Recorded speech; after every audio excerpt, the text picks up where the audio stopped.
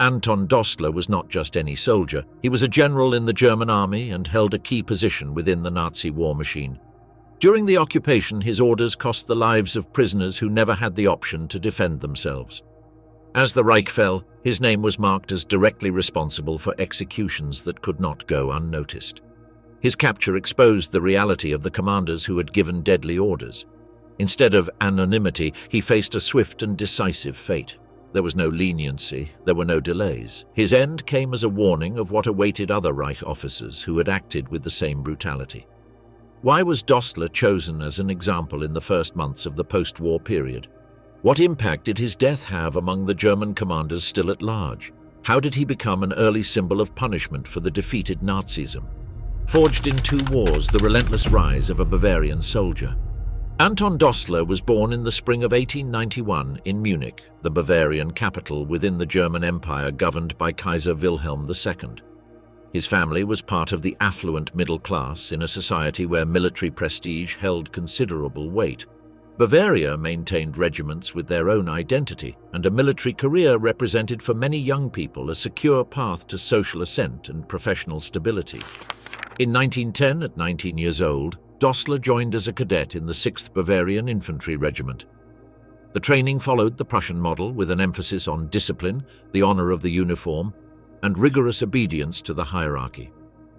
During those years, Germany was experiencing a period of relative calm, although the competition among European powers was intensifying. The outbreak of the Great War in the summer of 1914 transformed his life. With the rank of lieutenant, he was sent to the Western Front with his unit. The initial war of movement in Belgium and northern France soon stalled in the trench system. Dostler, at barely 23 years old, was immersed in a war of attrition where artillery and infantry dominated the scene. For 4 years he remained on the Western Front. His experience was marked by the trench routine, limited offensives, and the constant need to replenish casualties at all levels of command. In January of 1916, he was promoted to first lieutenant, and in October of 1918, weeks before the armistice, he received the rank of captain. His service record included the Iron Cross of First Class and the Military Order of Merit of Bavaria, decorations that reflected the usual recognition of competent officers in conditions of sustained combat. The German defeat of November 1918 marked the collapse of the empire and the birth of the Weimar Republic. The Treaty of Versailles limited the army to 100,000 men and prohibited compulsory military service. This reduction forced the dismissal of the majority of veteran officers and soldiers. Dostler managed to keep his position in the new Reichswehr, which showed both the need to maintain experienced personnel and his personal valuation within the institution. The post-war Reichswehr became a highly disciplined professional body. Its officers cultivated the Prussian military tradition and maintained a critical distance from civil politics, which they considered responsible for the defeat. In 1924, Dostler was assigned to the Military Intelligence Department of the Reichswehr Ministry in Berlin, moving away from purely garrison duties and orienting towards tasks of a strategic nature. During those years, he also pursued university studies, a common practice among officers seeking to enhance their education in a context of military restrictions. By 1932, he had reached the rank of major. The rise of the National Socialist Party in 1933 radically changed the landscape. At first, many officers viewed Hitler with distrust, but they agreed with his goal of ending the Versailles restrictions and regaining military power. The main source of tension arose with the Sturmabteilung led by Ernst Röhm, which sought to replace the regular army with a party militia. The elimination of Röhm in the so-called Night of the Long Knives in 1934 ensured the army its position as an institution recognized by the regime. That same year, the new oath of loyalty was introduced, not to the Constitution, but directly to Hitler. Obedience became a personal bond with the Führer, without the need for explicit ideological adherence. Officers like Dostler were bound by a legal commitment that subordinated every decision to the political will of the leader. The accelerated rearmament of the mid-decade opened new career opportunities. In 1935, compulsory military service was reinstated and divisions multiplied. For veteran officers, it meant the possibility of rapid promotions in an expanding structure. The army maintained its tradition of discipline but progressively became imbued with propagandistic elements of the regime. The new generation of officers, already trained under National Socialism, more naturally adopted the ideological values, while the veterans merely complied with the required obedience. In 1938, Hitler assumed the supreme command of the armed forces, reinforcing political control over the institution. The elimination of opponents, such as the former Chancellor Kurt von Schleicher, confirmed the regime's willingness to not tolerate internal dissensions. For Dostler and other officers, that made it clear that the military structure was completely subordinated to the power of the Führer. His career exemplified the trajectory of a generation that had started service in the Empire, survived the reduction imposed by Versailles, and benefited from the expansion driven by the Nazi regime. The Oath of 1934 and the subsequent rearmament consolidated the position of career officers like him. When in September of 1939 Germany invaded Poland, Dostler had nearly 30 years of service. The Wehrmacht had become the main tool of the regime, with a body of officers that combined the experience of the Great War, the discipline of the Reichswehr, and the mandatory loyalty to Hitler.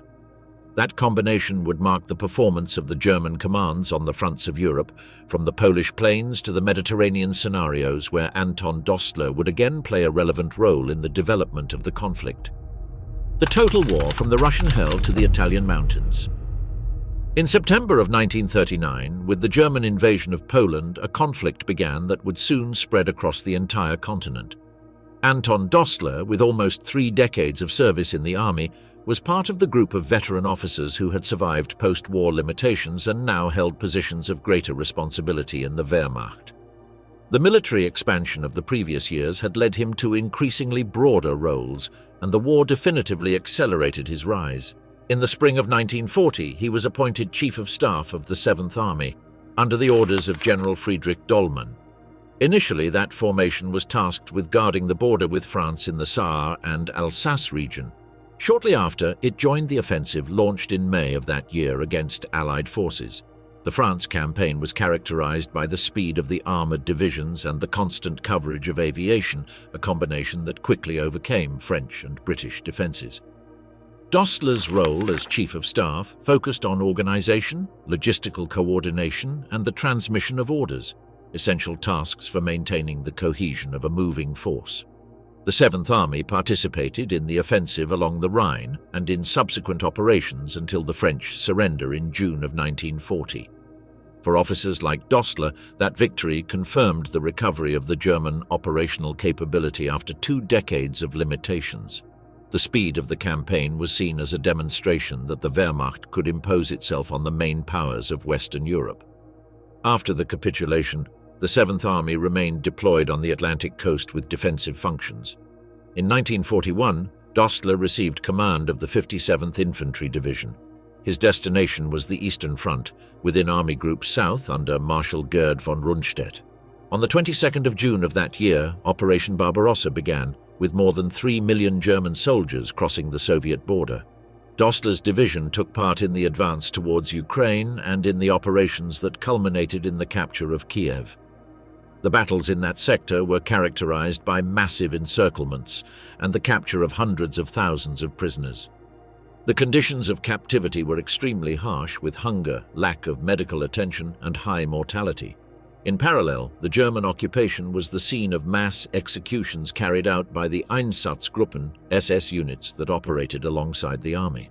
In September of 1941, on the outskirts of Kiev, the Babi Yar massacre took place, where tens of thousands of Jewish people were killed in 2 days. The Wehrmacht secured control of the area and facilitated the logistics of the operation, placing Dostler's division in a context where repression and extermination were part of the war environment. In 1942, Dostler was transferred to the command of the 163rd Infantry Division. His new destination was Finland, where the Germans fought alongside the local forces on the Arctic front. The division was deployed in the region of Karelia and in areas near the Polar Circle, an environment marked by prolonged winters and extreme temperatures. The operations consisted of harassing the Soviet forces of Murmansk and maintaining strategic positions in the north of Norway and Finland. The activity included patrols in forests, limited attacks against fortified Soviet positions, and suppression operations against partisans. Guerrilla warfare intensified over time, and the German forces responded with severe reprisals against populations accused of collaborating with the Soviets. Under Dostler's command, the division became involved in a type of warfare where the lines between regular combat and the persecution of civilians were blurred. The German presence in Finland lasted until 1944. The general evolution of the war on the Eastern Front had changed radically after the defeat at Stalingrad in 1943 and the failure at Kursk a few months later. The Red Army took the strategic initiative, and the Germans began a gradual retreat towards Norway. At the beginning of 1944, Dostler was reassigned to the Italian front. The situation on the peninsula was critical since the surrender of Badoglio's government in September of the previous year. Marshal Albert Kesselring was in command of the German forces, tasked with stopping the Allied advance northwards. In January, Dostler received command of the 75th Army Corps, based in Liguria.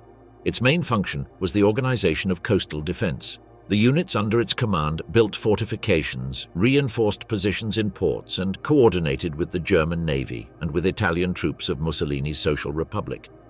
At the same time, the partisan activity intensified in northern Italy. The resistance groups attacked railway lines, depots, and supply convoys. The repression of these actions became one of the main tasks of Dostler's Army Corps. The orders of the German command stipulated that partisans should be treated as illegal elements and not as regular combatants, which justified summary executions and collective measures against local populations. In practice, repression operations combined raids, shootings, and reprisals against entire villages accused of collaborating with the resistance.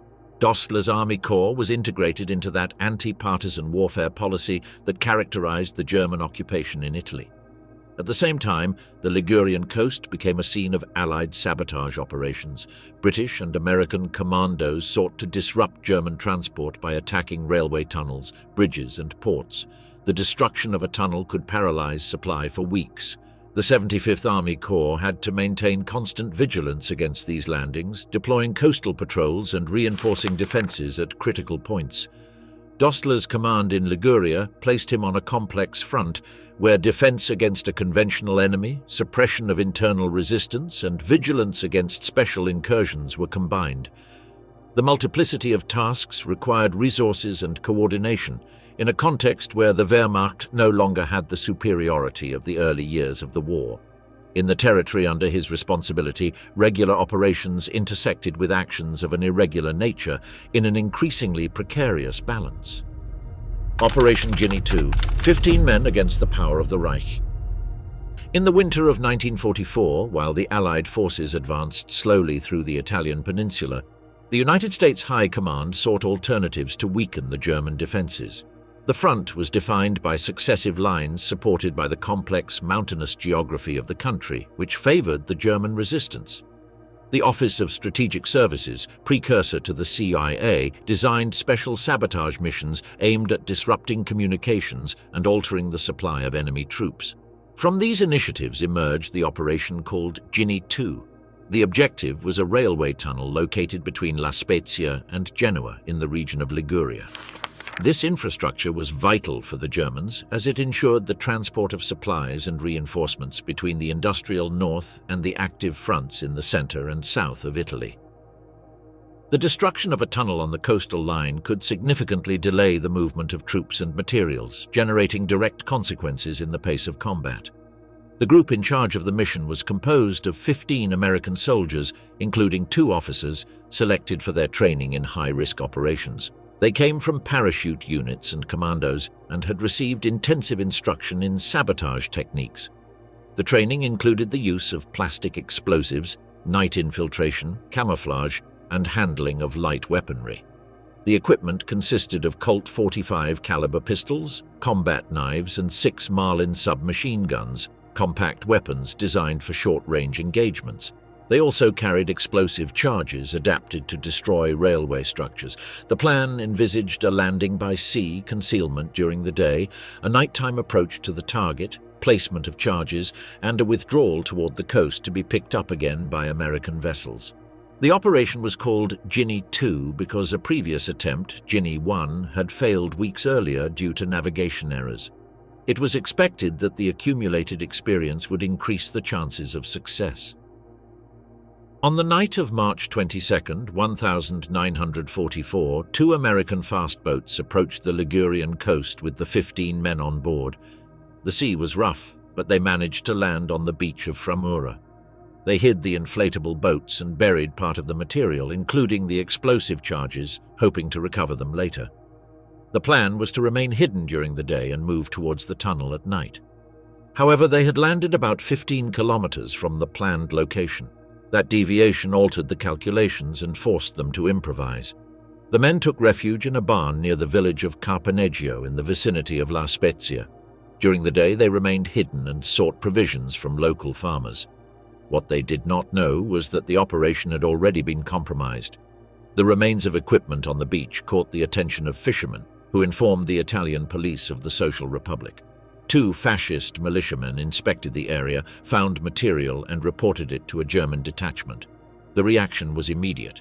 The 135 Fortress Regiment organized a search operation with German soldiers and Italian collaborators. The footprints in the sand and the reports from the inhabitants allowed a search area to be defined. In parallel, rumors about the presence of foreigners circulated among the rural population, making it even more difficult to conceal the Americans. In the early hours of the 24th of March, a German contingent surrounded the barn. The 15 soldiers were captured without resistance. The surprise was complete, and the numerical disadvantage made any attempt to escape impossible. After the arrest, they were taken to La Spezia for interrogations at the local barracks. Subsequent German records noted that all prisoners were wearing standard United States military uniforms and carrying their identification tags. 3 of them were wearing paratrooper boots, the others standard footwear, and all were using wool caps. They had turned their jackets to hide insignias, but their status as regular combatants was evident. The interrogations were brief. The majority of the captured refused to answer, but one of the officers had allegedly admitted that the mission aimed to destroy a railway tunnel. That confession was decisive for the classification of the group as saboteurs, despite the fact that they wore uniforms. The report with the results was immediately transmitted to the 75th Army Corps under the command of General Anton Dostler. The situation was interpreted under the light of an order issued by Hitler in October of 1942. The Kommandobefehl, which demanded the immediate execution of captured commandos behind the lines, regardless of whether they were in uniform or possessed military identification. In theory, the Geneva Convention protected regular soldiers, but the Führer's order prevailed in the German hierarchy. In some cases, officials had chosen to delay the implementation of that order or had interpreted the provisions more flexibly, aware of the possible future consequences. However, in Liguria, the case was quickly elevated through the chain of command. Colonel Almers, head of the regiment responsible for the capture, avoided making an immediate decision and referred the matter to superiors, which placed the responsibility at the Army Corps level. In just 48 hours, Operation Ginny II had failed. No explosive charge had reached its target, and the railway tunnel remained operational. However, the capture of the 15 men led to a decision that exceeded the strictly military domain. The application or not of the Kommandobefehl was now in the hands of General Anton Dostler, and from that determination would emerge a precedent that would mark the legal consequences of the war in the final months of the conflict. The Dostler Dilemma, Hitler's Order versus International Law. In October of 1942, Adolf Hitler issued a directive that would go down in history as the Kommandobefehl or Commando Order. The document, distributed to all branches of the Wehrmacht and the Waffen-SS, unequivocally stated that every enemy soldier captured on commando or sabotage missions was to be executed immediately. The provision applied regardless of whether the captured wore military uniforms or surrendered regularly. The order even covered those carrying official documentation as combatants of a recognized army. The background of this measure was linked to the increase of special Allied operations in Europe and in Northern Africa. These raids had demonstrated notable effectiveness in the destruction of strategic installations, in the disruption of communications, and in the harassment of German garrisons in coastal areas. Hitler considered that these commandos could not be granted the status of prisoners of war and labeled them as bandits. The directive directly contradicted what was stipulated in the Geneva Convention of 1929, signed by Germany, which guaranteed protection to uniformed combatants after their capture. The implementation of the Kommandobefehl posed an immediate dilemma for many German officers. Some followed it strictly, aware that disobeying the Führer could lead to severe sanctions and even dismissal. Others, however, sought ways to mitigate it. In certain cases, they sent prisoners to concentration camps or handed them over to the SS, thus avoiding ordering direct executions of uniformed soldiers. Field Marshal Gerd von Rundstedt, commander on the Western Front, tried to soften the implementation of the order. Something similar happened in Norway, where the commanders preferred to register the British commandos as regular prisoners despite the directive. However, in various regions it was applied harshly, especially after sabotage operations in France in 1942 and 1943. The Italian framework in 1944 was set in this context. On March 24th, just hours after the capture of the 15 American soldiers from the Ginny II mission, the corresponding report reached the headquarters of the 75th Army Corps in Liguria. The documents indicated that the prisoners had landed on the coast, carried light weapons and explosives, and that one of them had admitted under interrogation that the objective was to destroy a railway tunnel between La Spezia and Genoa. The commander responsible for the sector, Colonel Almers of the 135th Fortress Regiment, did not want to take on the responsibility of ordering an immediate execution. Conscious that the soldiers were in uniform and carrying United States military identification, he referred the case to his superior officer, General Anton Dostler. Dostler, upon receiving the report, did not issue a direct resolution. He consulted in turn with Field Marshal Albert Kesselring, Supreme Commander of the German forces in Italy. Kesselring's response was categorical. Hitler's order had to be fully carried out. From that moment on, the fate of the prisoners was sealed. With the superior instruction received, Dostler transmitted to the regiment the order to proceed with the execution. Colonel Almers tried to delay the compliance. He argued that by wearing a uniform, the captured should be treated as prisoners of war in accordance with the Geneva Convention. He requested reconsideration of the case and asked for authorization to defer the measure, but Dostler's response was blunt. He confirmed the order and warned that any refusal would be considered an act of insubordination. A member of Dostler's general staff, the Prussian aristocrat Alexander Graf zu Dohna-Schlobitten, was involved in the process. This officer refused to sign the written order authorizing the execution, arguing that the detainees were regular soldiers and not spies dressed in civilian clothes. His refusal was recorded, but the consequence was his immediate dismissal from the post and forced departure from the Wehrmacht. The reaction against him clearly illustrated the personal risk faced by any officer who opposed the enforcement of the Kommandobefehl. The rest of the chain of command accepted the order without new objections.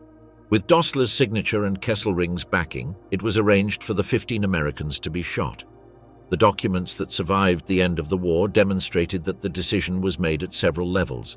The local regiment, which transferred the responsibility, the Army Corps, which ratified the order, and the Supreme Commander in Italy, who ultimately endorsed it. The legal contradiction was evident. The Kommandobefehl was a political directive issued unilaterally by Hitler and unrelated to any international treaty.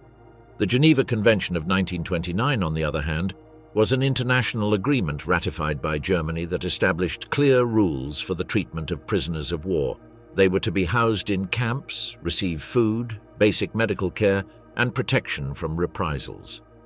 Nothing in that treaty authorized summary executions. The dilemma faced by officers like Dostler was summarized in two options: obey the superior order and expose themselves to subsequent responsibilities, or disobey it and immediately face disciplinary sanctions within the Wehrmacht. In the context of Italy, the balance tilted towards obedience. The internal documentation preserved after the conflict shows how Dostler's communications emphasized the mandatory nature of the order and the urgency of its fulfillment, leaving no room for alternative interpretations. The afternoon of the 25th of March of 1944, everything was arranged to carry out the execution. Colonel Almers, despite his reservations, complied with what was ordered. The only gesture of opposition was that of Dohna-Schlobitten, which remained an isolated case without the ability to alter the course of events. The episode of Ginny II in Italy evidenced the actual validity of the Kommandobefehl more than 1 year after its enactment. The German chain of command had found mechanisms to integrate it into its daily operations. The case also showed to what extent political pressure, the threat of immediate sanctions, and the logic of absolute obedience prevailed over the provisions of international law ratified by the German state itself. Punta Bianca, the execution of the 15 Americans. In the early hours of the 26th of March, 1944, the 15 American prisoners captured in the failed Operation Ginny II were transferred from their place of detention in La Spezia to the coast. The destination was a rocky area known as Punta Bianca in the municipality of Amiglia. The operation was carried out under German custody and was supervised by officers of the 135 Fortress Regiment who had received the execution orders confirmed by General Anton Dostler and endorsed by Marshal Albert Kesselring. The choice of the site was based on practical criteria. Punta Bianca was a secluded promontory with controllable access and enough isolation for the sound of the gunshots to go unnoticed. Subsequent German records indicated that the execution had been organized in advance. A mass grave was prepared for the immediate burial of the bodies, avoiding leaving visible traces. Upon arriving at the place, the prisoners were divided into 3 groups of 5 men. Later German testimonies confirmed that they wore standard-issue United States Army field uniforms and carried their metal identification tags. None were stripped of their basic personal effects, which underscored that they were regular combatants. The firing squad was composed of German soldiers armed with light machine guns. The choice of this weaponry ensured that the operation was carried out quickly and with no room for survivors. The prisoners were lined up in front of the sea, tied and placed with their backs to the cliff. The German documentation did not record the presence of a doctor or a chaplain, which evidenced the summary nature of the measure. The order to fire was executed in 3 successive sequences. The first 5 prisoners fell under the bursts of machine gun fire. Immediately, the procedure was repeated with the next groups until the execution of the 15 men was completed in a few minutes. The bodies were dragged and placed in the mass grave prepared beforehand. The burial was carried out without ceremony or ritual record, and the area was covered to hide any evidence. Colonel Almers, responsible for the regiment that had made the capture, had tried to delay the measure days before, citing the prisoners' status as uniformed soldiers. However, he followed the orders received from the Dostler headquarters. According to later statements, the atmosphere during the operation was marked by tension among the officers present. Alexander Graf zu Donauschlobitten, who had refused to sign the order, had already been removed and was not in Punta Bianca. His exclusion illustrated the consequences of opposing the Kommandobefehl. The execution at Punta Bianca was not an isolated incident within the framework of Hitler's directive. However, in this case, there existed a documentary and material trace that allowed the events to be reconstructed precisely. The signed orders, the messages between Dostler and Kesselring, and the regiment's reports formed a complete file that would later have judicial value. In 1945, after the German surrender, American investigators located the site of the mass grave. The investigation was possible thanks to captured files and statements from German soldiers taken prisoner. The bodies were exhumed and examined by forensic teams. The specialists confirmed that the 15 men had died from machine gun bullet impacts. The condition of the uniforms and the identification tags demonstrated that they had not been treated as spies nor stripped of their military status. The identification of each body was carried out through the metal tags, following the usual procedure of the United States Army to ensure the recognition of its fallen soldiers.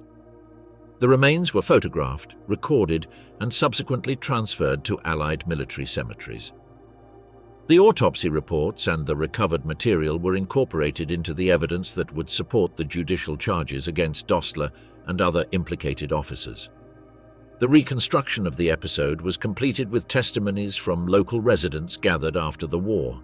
Some reported hearing gunshots in the early morning of the 26th of March and observed unusual activity on the coast, although they did not have direct access to the site. These statements coincided with the location of the pit and with the written records of the German regiment. The existence of signed documents was decisive.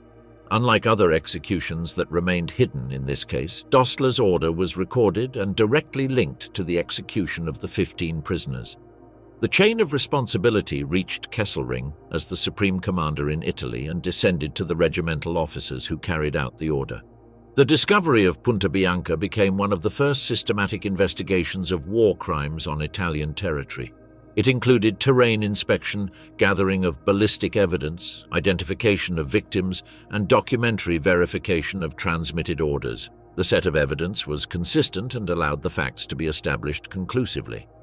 The episode highlighted the practical application of the Kommandobefehl on a specific front and showed that the Wehrmacht had adopted as part of its regular operation a directive contrary to international law. The official German reports described the shooting as the neutralization of enemy saboteurs, but the physical evidence showed that the 15 men were uniformed soldiers of a regular army.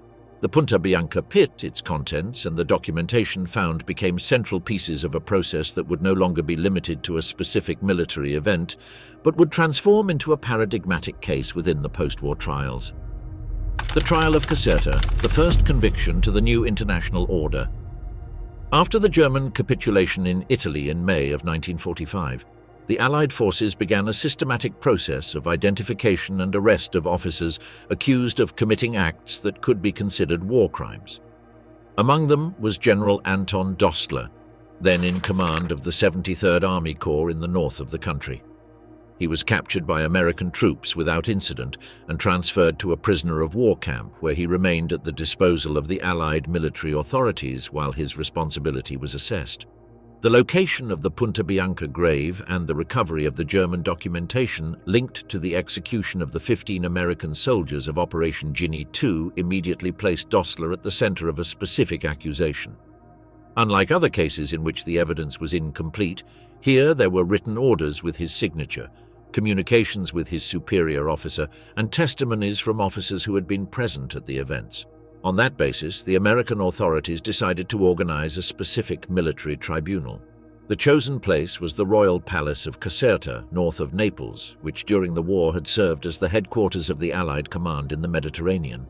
The first American military commission for war crimes in Europe was established there. The court was constituted with American officers who assumed the roles of judges, prosecutors, and defenders, applying a combination of military law rules and procedures inspired by ordinary courts.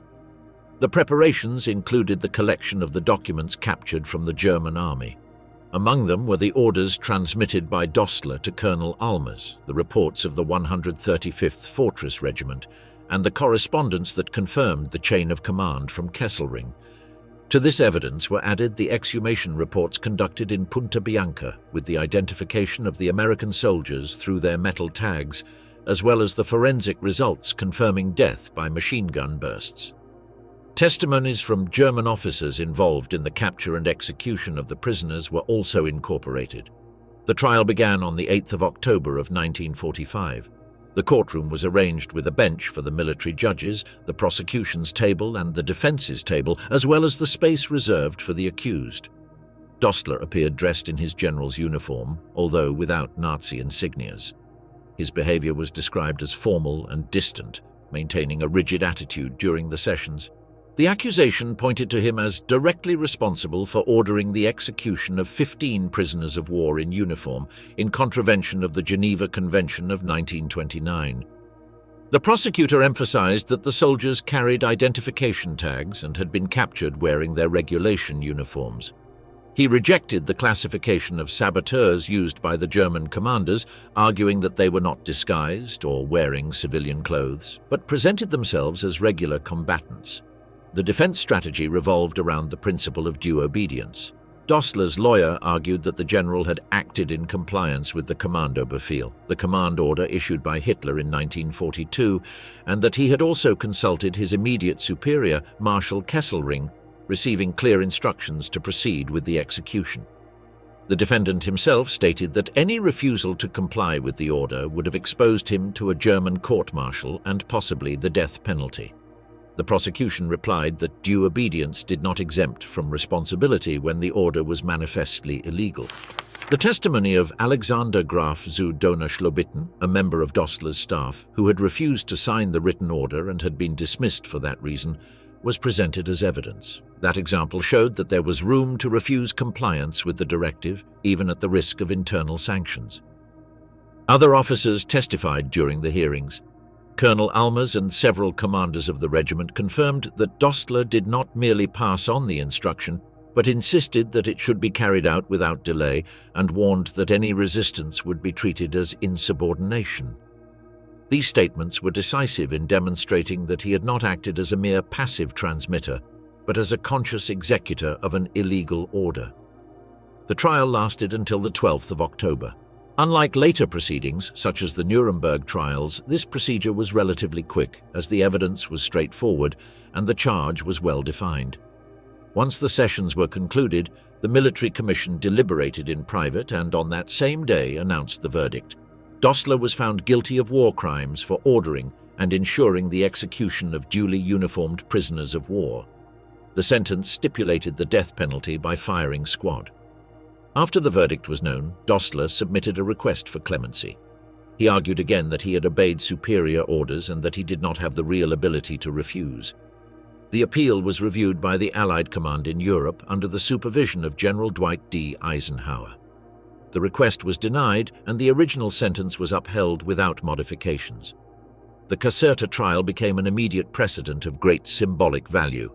It was the first process in Europe in which a German general was sentenced to death for the execution of Allied prisoners, and it established a principle that would be systematically applied in the Nuremberg trials. The fact of obeying superior orders did not exempt from individual responsibility. The verdict explicitly stated that no soldier, and especially not a high-ranking commander, could claim ignorance of the illegality of a summary execution of uniformed prisoners. The court specified that international law, since the Hague Convention of 1907 and the Geneva Convention of 1908-929, allowed for the execution of spies or saboteurs dressed in civilian clothes or enemy uniforms, but not of combatants captured in their own uniforms. The case of Punta Bianca, with soldiers identified and in possession of their military effects, fell within that protection which Dostler had consciously violated by executing the order. The death sentence was set to be carried out weeks later. The established method was execution by firing squad in the presence of an American platoon, following the corresponding military protocol. The last bullet, the execution of Dostler and the birth of an eternal principle. On the morning of the 1st of December 1945, German General Anton Dostler was taken from his cell in the military prison of Aversa near Naples to the courtyard where the sentence handed down weeks earlier by the American Military Commission in Caserta was to be carried out. Less than 2 months had passed since the trial, a brief period that reflected the Allies' decision to swiftly execute the sentences in cases where the evidence was conclusive and the crime was directly linked to the death of their own soldiers. The procedure followed the regulations of the United States Army. A firing squad composed of 12 American soldiers was designated. The choice of this method responded to the military tradition of reserving the firing squad for career officers, in contrast with the hanging that would be used in the later Nuremberg trials for higher-ranking political and military figures.